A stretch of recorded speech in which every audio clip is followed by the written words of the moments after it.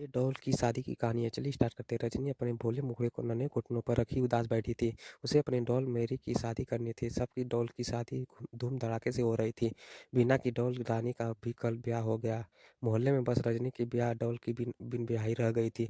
वह अब क्या करे।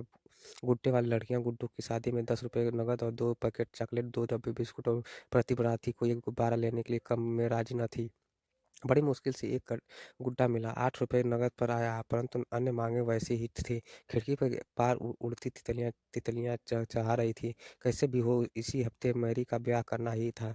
तभी बीना आती दिखाई दी। वह हाथ में कुछ लिए हुए थी। रजनी को उदास देखकर बीना पूछने लगी, अरे रजनी, तुम उदास हो क्यों? रजनी की मासूमियत से बोली, उदास न हूँ, सबकी डॉल की शादी हो गई, एक मेरी रह गई। बीना हंसी, अरे तो तुम भी उसकी शादी कर दो। कैसे कर दो? मेरे पास इतने पैसे नहीं है कि पापा से कुछ पैसे मांग लो ना। क्या वह तुम्हारे लिए इतना भी नहीं करेंगे? नहीं, रजनी बोली, इतनी महंगाई में मेरे पापा एक पैसा भी नहीं डाल सकते। मैं अपनी डॉल की को ऐसे गुड्डे से ही ब्याह जो एक पैसा भी दहेज न ले। रजनी ने किसी बूढ़ी अम्मा की तरह हाथ हिलाया। तब तो वो हो चुकी थी मैरी की शादी। बीना ने कहा, अच्छा अब मैं चलती हूँ, तुम मुझे आज मम्मी पापा सर दिखाने से ले जाना है, स्कूल का काम जल्दी निपटाना है।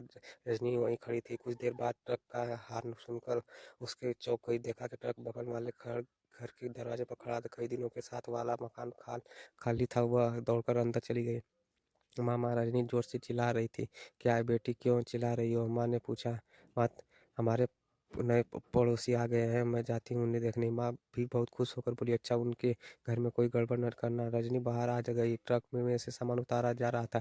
पीछे से एक टैक्सी भी खड़ी थी। 2 बच्चे, एक लड़की एक लड़का नीचे खड़े थे। एक वृद्ध महिला को सहारा देती हुई एक सुंदर सी औरत उतर रही थी। रजनी को पास खड़ा देखकर वो मुस्कुराई। रजनी भी धीरे से हंसी। तुम इस घर की रहती हो? पीरती ने कहा। हाँ। उठा कर पूछा। हाँ जी। रजनी ने कहा। पास खड़ी लड़की उसको देखा, तभी वह सन्न रह गई। वह लड़की के अपने हाथों में एक सुंदर गुड्डे को सहला रही थी। रजनी ने उत्सुकता से पूछा, यह तुम्हारा गुड्डा है? हाँ, यह मेरा गुड्डा। यह नाम राजू और मेरा नाम है नंदिता। तुम्हारा नाम क्या है? उस लड़की ने कहा, मेरा नाम रजनी है। मेरे पास भी एक प्यारी सी डॉल है, उसका नाम मेरी है।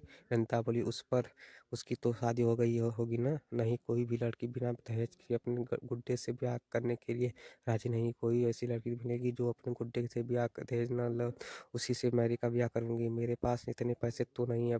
पास खड़ी वृद्ध और महिला आपस में मुस्कुराई। महिला ने आगे बढ़कर बोली, तुम हमारी नंदिता के गुड्डे से अपनी मेरी की रिश्ता कर दो, इससे गुड्डे भी शादी नहीं हुई। नंदिता ने कहा, पर मम्मी बिना कुछ लिए दिए मेरी सहेली क्या कहेगी? मम्मी बोली, तुम भी वही बात सोचोगी। मान लो तुम्हारी शादी में कोई हमसे 5 लाख रुपए दहेज मांगे और मैं न दे सकूं तो तुम्हें तुम्हारी रहना होगा, तब तुम्हें अच्छा लगेगा? नहीं मम्मी। नंदिता ने सिर झुका लिया। मम्मी ने मेरी से ही अपने राजू की शादी करूंगी। सब लड़कियां मैं नए नए कपड़ों के सज कर सामने रजनी के घर आई। तभी साथ वाले घर में जोर जोर से बाजे बजने की आवाज़ सुनाई आई।